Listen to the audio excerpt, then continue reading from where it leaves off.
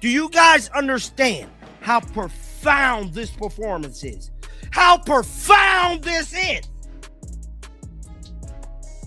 I mean, Caitlin Clark looks like she could play in the NBA. That's how good she looked today. I don't give a damn. What if I told you the most dangerous player on the court was the one who hadn't played a real game in over 4 months? Yeah, that actually just happened. July 15th, 2024, that was the last time Caitlin Clark saw real competitive action.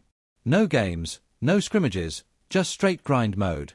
And then boom, she pulls up for Team USA and drops a savage 17 points with 12 boards in just 19 minutes. That's not just clutch, that's straight up unreal efficiency. We're talking about a performance that doesn't just win games, it flips the entire narrative overnight. But numbers don't tell the full story. The energy, the presence, the way she took over. You got to see this for yourself. Check this out. Now, we have to talk about Kara Lawson. Now, Kara Lawson, right? Now, I dropped a video about this before I came live because this is pivotal. Now, Kara Lawson did not start Caitlin Clark. No. She opted to start who? I think Chelsea Gray. Let me pull this up real quick. Who the hell did she start over Caitlin? Because it was blasphemy.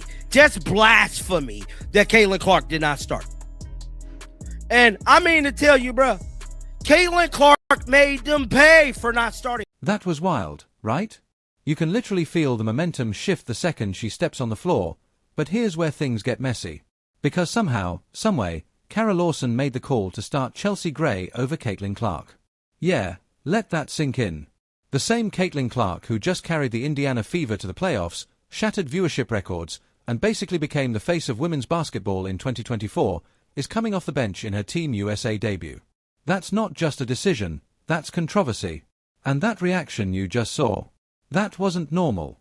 That's a hooper who's not used to sitting, period. According to the broadcast, Clark has never come off the bench, not at Iowa, not in the W, not anywhere. So now the question isn't just about performance, it's about respect. And what happens next? Oh, it gets even more intense. Watch this. Listen to this, y'all. I had a conversation with every player, one-on-one, not necessarily before the game, but in the last couple of days. I won't tell them what I told them. But I told her to shoot the ball.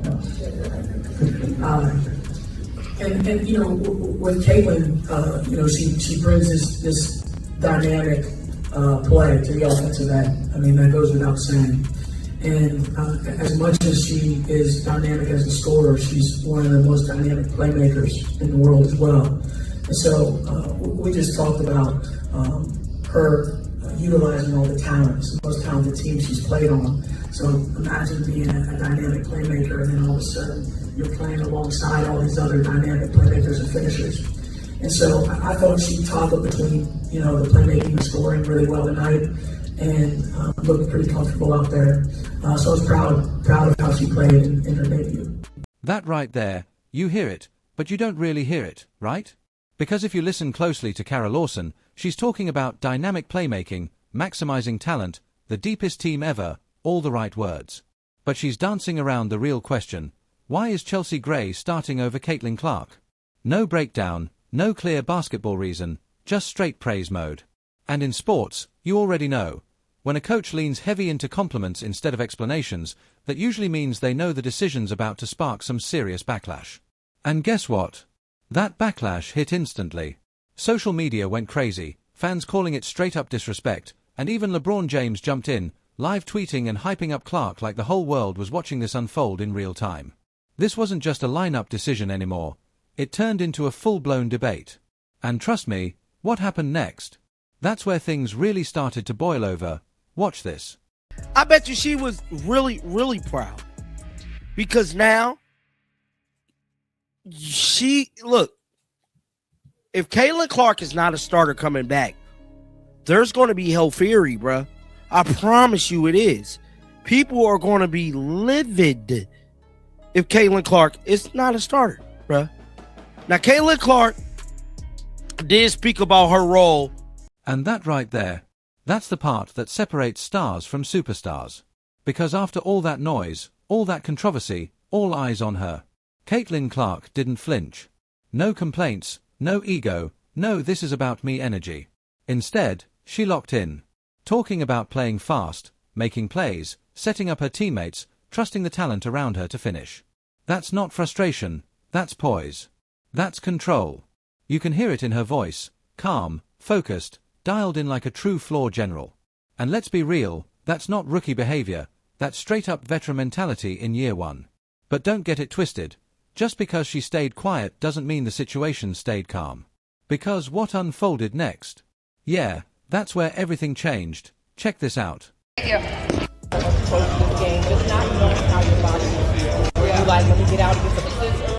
Now we have to talk about this right here because this is going to make headlines tomorrow. This was LeBron James reacting to Caitlin Clark, bro. I mean, he was reacting all the way. I believe he was tweeting as well. I'm sorry. My bad, y'all. My bad. But yeah, that right there just took it to a whole different level, didn't it? Because now it's not just fans talking, it's LeBron James. Courtside, locked in, reacting to every single Caitlin Clark play like it's must-see TV. Man was tweeting during the game, getting hyped, watching her control the offense like a seasoned vet. And when the biggest name in basketball is publicly showing love like that, that's not just respect, that's elite-level validation.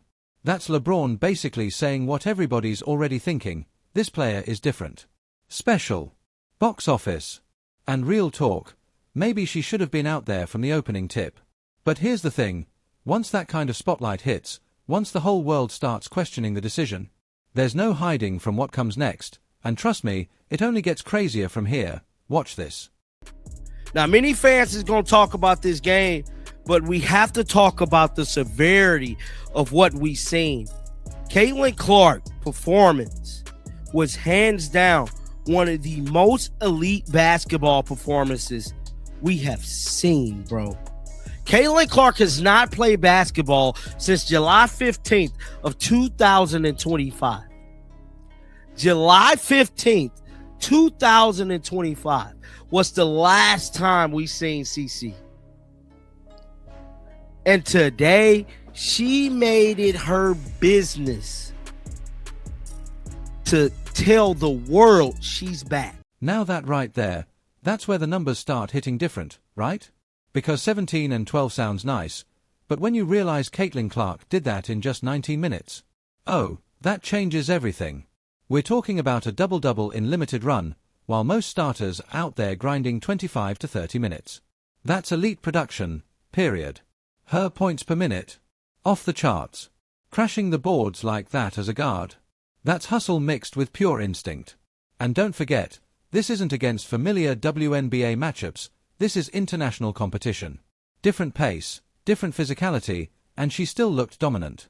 That's the kind of performance that makes coaches uncomfortable, because now you're forced to ask the real question, if she's doing this off the bench, what happens when she gets starter minutes? Yeah, that's the dilemma nobody can ignore anymore. And what came after this? That's when the pressure really started to build. Check this out.